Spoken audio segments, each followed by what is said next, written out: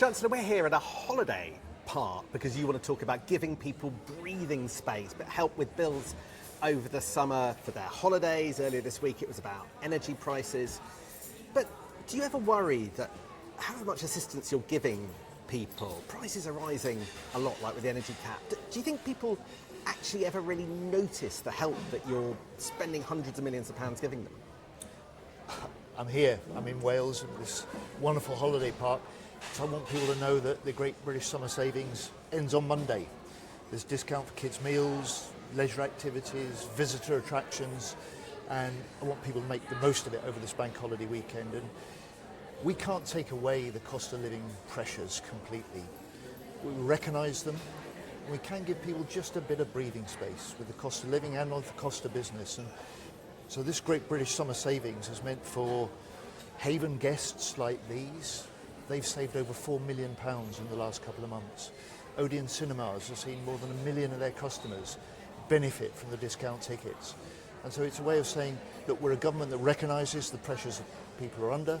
We're a government that will act, and you've seen that from us in the first few weeks, not just the summer savings, but cap on bus fares, VAT off electricity bills, business rates reductions for pubs and local venues. The sort of things that make the places we live, the places we visit, also the places we love. 6 weeks into being Chancellor, what's your first priority in the role? First priority for me, first duty I would say for any Chancellor is fiscal discipline. People hear Chancellors say that, but what does that mean? It's the bedrock of economic stability. And if you've got a stable economy, it means that families can manage with a bit more confidence. It means businesses can invest for the future, and we simply can't deal with the problems we face as a country by maxing out the country's credit card. Gone are those days where we saw Liz Truss's budget crash the economy, because we're all still paying the price. We're still paying the price with high mortgages, for instance, and I'm determined that we will maintain the fiscal rules. And Andy Burnham and I have said in lockstep we will keep control of government spending, we'll hit the fiscal rules, and that will be the bedrock for the budget that I bring in 2 months' time. But the country also heard Andy Burnham's pitch to the nation to be Prime Minister. And it looked to lots of us like there were massive, expensive plans, reforming social care, funding council house building, meeting defence commitments in full, new arrangements for companies like Thames Water. Your MPs are impatient for change. The country is waiting. How are you going to honour those pledges? Do you think you can do so within the existing fiscal rules? Is there scope to borrow more? Because if not, it's just going to be bigger tax rises along the way if there isn't.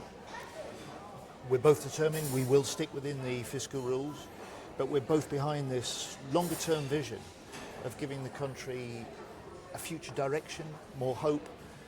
And in the end, the heart of this is growth, good growth in every postcode. And so you've seen some of the steps that we've taken already, not just relieving and giving households or businesses just a bit of breathing space, but a determination to see power pushed out of Westminster, decisions taken where they're likely to be most effective, not just by local leaders, but with local businesses. And that's part of the way that we'll be able to raise levels of investment, raise levels of innovation, improve jobs and skills in this country, and bring the growth that we need to give this country a better future. But have you had to, given that answer, haven't you had to rethink what your top priority actually is? If it's fiscal discipline, just a few weeks ago in your resignation statement from the defence job, you said that the country should be spending 3% of GDP on defence by 2030. You felt so strongly, you resigned from that job. Now you're saying, I don't think I could do that in this budget. Maybe it'll come next year. That feels like a shift. No, fiscal discipline has been the bedrock of the government that I was part of for the first couple of years. As a Labour government since July 2024, I was proud to be that. It's hard yards, but we're starting to see from that period investment rising, public services improving, and rock solid fiscal discipline as the foundation. We build on that.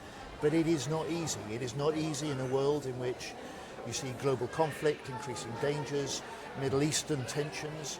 Those are pushing up inflation, they're pushing down growth. And that's the tough challenge that any governments face. And I'm here in Wales to look at the ways that we can relieve the cost of living pressures for families. This weekend, I'm in the US with international finance ministers, and we'll be looking at greater international collaboration and how we can work together at that level, also to deal with some of the pressures that are global, not just British. Just want your instincts on a couple of things. Do you agree with Andy Burnham that council tax is fundamentally unfair and we need to look again or even start again with land taxes? Well, we're evolving council tax. We're bringing in a top band for those who have extremely valuable properties. Is this property inspectors knocking on people's doors?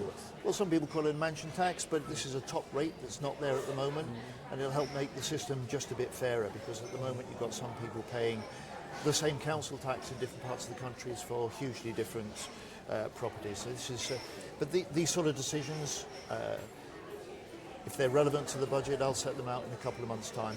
Another one, your instinct on big profits made by banks who have high interest rates that they're profiting from, or energy companies that are making a lot because energy prices are high. Does that feel like good growth to you, or do you think the proceeds of that growth might be shared out better? Well, I think you're tempting me to speculate on the budget. I'll set out any decisions that I have in 2 months' time. Before that, I'm not going to respond to speculation, because that only fuels more speculation. In that case, everything you've said, do you really think you're offering change?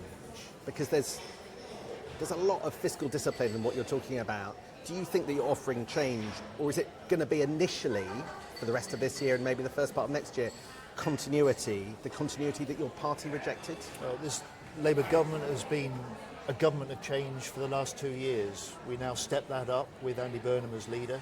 We're the continuity of a Labour government with a change of leader. Looking to see growth in every postcode, give people just a little bit of breathing space, whether they're in households or businesses, but above all, to see growth, hope, and some future for all parts of this country.